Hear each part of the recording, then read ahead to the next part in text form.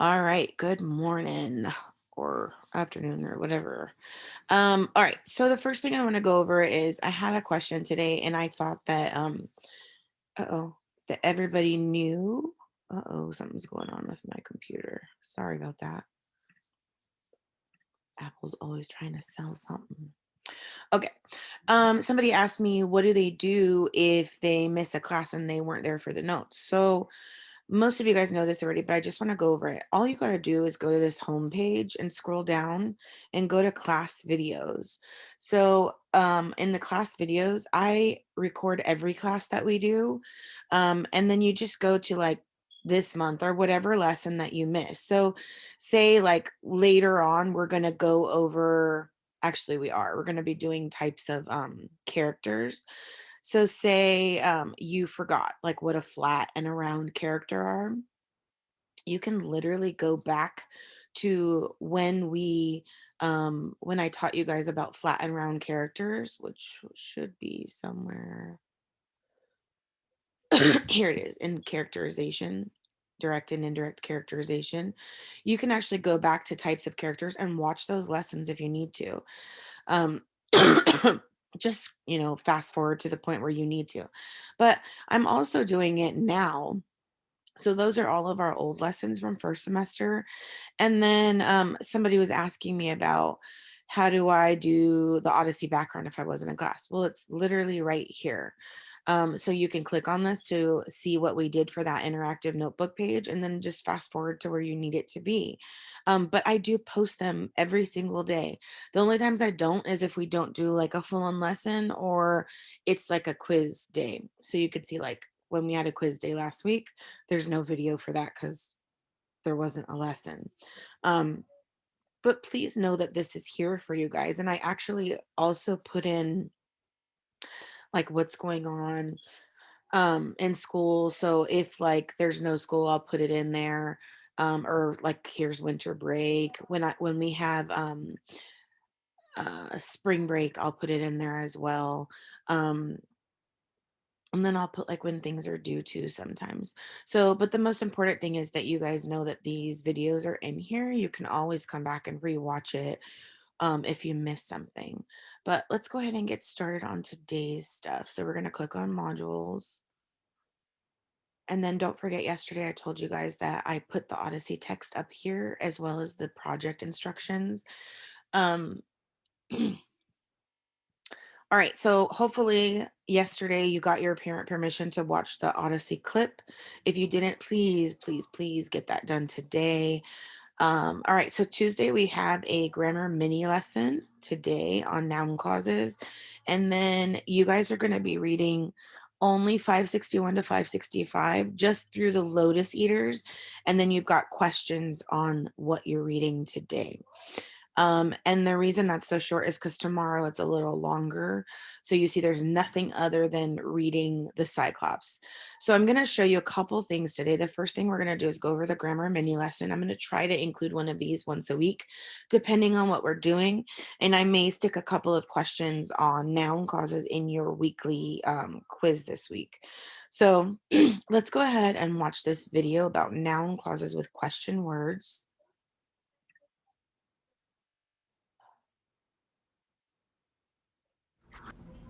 In this video, we are going to talk about noun clauses. Now, noun clauses function as nouns. They do not describe them. So this means that an entire noun clause can take the place of one noun. Now, in English, we have three types of noun clauses. We have question word noun clauses with if or whether, and then noun clauses with that. So question word noun clauses, as a quick example, Japan is where he was born. It's a question word noun clause because we have a question word, where. Now, noun clauses that start with if or whether, an example, do you know if I can catch the 3:45 bus here? And then a noun clause with that, I think that, you are right. Now in this video we will only focus on the question word clauses, and then in the next video we'll focus on the other two. So question word clauses, we use them to ask and answer questions, any type of question that doesn't end in yes or no. So an example of asking a question, do you know where Mike lives? And as an answer, I do not know where Mike lives. Now, when we use these noun clauses with questions, we do not use regular question word order. So normally we would use verb and then subject, but in these noun clauses, we are going to use subject and then the verb. Now, another thing to note is that we do not use do, does, or did in these types of noun clauses. Okay, so these three examples here show the auxiliary verb do. Example number 1, when did you start learning English? In this sentence, the auxiliary verb did tells us that it's past simple. So when we use a question with a noun clause in it, instead of saying did, we're just going to use the past simple. So when did you start learning English becomes like, do you know when you started learning English? Now the second example, where does he live, changes to where he lives. And who do you live with changes to you live with. So past and then present, and then the difference between he, she, and it, and then you, we, and they. So an example of a question would be with no noun clause, when did you start learning English? Now if we use a noun clause with this question, it would change to, could you tell me when you started learning English? So subject and verb. An answer would be, I can't remember. That contains no noun clause. And then an answer with a noun clause would be, I can't remember when I started learning English. So I started, subject and verb. One more example. Question with no noun clause, where does he live? With a noun clause, do you know where he lives? And the answer, I don't know. Or with a noun clause, I don't know where he lives. I hope you enjoyed the video, and I'll see you in the next video for more noun clauses. Okay. So if you need to, I put some noun clause structure examples right here. Excuse me.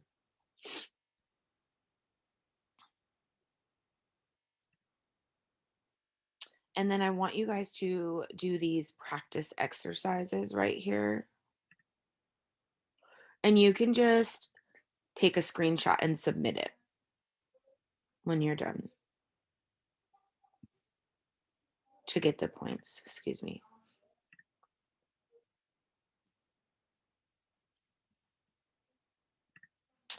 Okay, moving on. These are your Odyssey questions for today after you read those 4 pages. So a good idea always is to read the questions before you start actually reading so you know what you're looking for. So the Odyssey begins with an invocation to the muse. What is the purpose of this section? Why is he talking to the muse? And actually, when we watched the John Green video yesterday, he said a little bit of what we're going to be reading today. And then I'm telling you here in number 2 that he's actually talking to King Alcinoüs of Phaeacia. And I want you to find a passage in which Odysseus expresses his great longing to return home to Ithaca. And then just write the line or lines that you found right here. And you're going to type it in. Where did Odysseus start his long journey? You probably already know that, but I told you what lines to look at. And then why does the army of the Cicones attack Odysseus and his men? You're going to find that in 43 to 51. When they escape from the land of the Cicones, why are the 6 benches empty? That's really important, and you're going to find it here. Who caused the great storm? Odysseus and his men land on the coastline of the Lotus Eaters to take on water. Why does he send 3 men ashore? What's the danger to Odysseus and his men in the land of the Lotus Eaters? So what's going on the island of the Lotus Eaters? Why is it scary? What's the danger? You need to know that. And then I'm going to show you tomorrow like why I put a Lotus Eater cafe in my map. And then how does Odysseus rescue his men from danger? So a lot is going on just right here in these few pages. So there's a couple of ways you can read this. Let's go back to the modules. When you click on Odyssey text, You can read it directly from the PDF like this, and this is all part one. You don't even have to download it now that Canvas is updated. You can just read it right from here. So I like to read it like this just because it's easier for me to just scan through. And it starts right here, Singing Me Muse. So not even the whole of page 561. It starts right at the bottom. And then you just go through and read it like normal through the section of the lotus eaters, which ends right here in the middle of this page. Now, if it helps you more to say you're like reading it and you're like, I don't even know what this word means, or it just helps you more because you're more of an audiobook person, then I want you to click on the online interactive textbook. So you click on that. Uh-oh. I'll have to fix that link. Let's go over to a different. Hang on just a sec.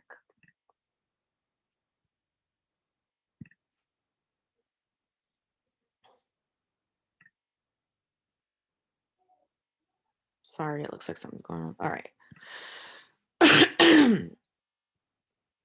All right, so you click on part one, and then it's going to tell you to open it up in a new window. Click on that, and it's going to take you to the textbook. So if we were in school, we would have these textbooks, but we don't. And I rarely use them, but I want you guys to have access to this. So here's the same exact thing that I was just reading, except now you can actually listen. From The Odyssey, Part 1, by Homer, translated by Robert Fitzgerald. Epic poem. Background: the Trojan War. In the Iliad, Homer focuses on the final year.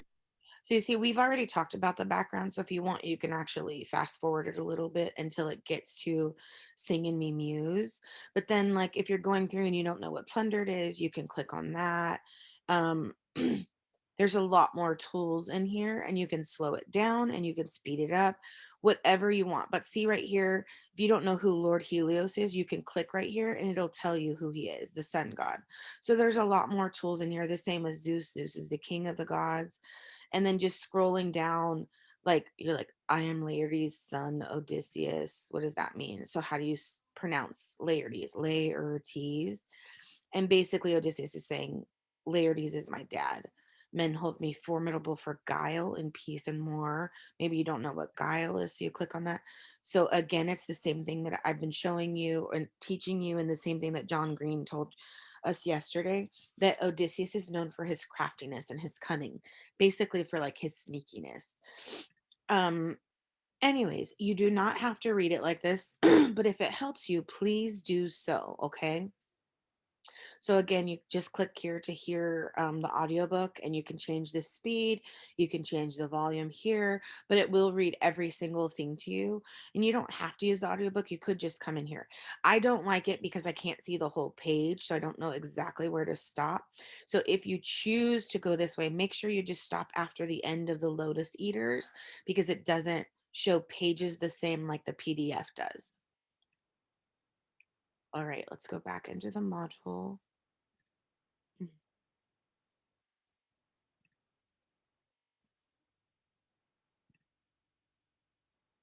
Okay, so for today, reminder, if you have not already done the parent permission, please do that. And then you need to do your grammar mini lesson and just take a screenshot and submit it, and then do your questions for those 4 pages.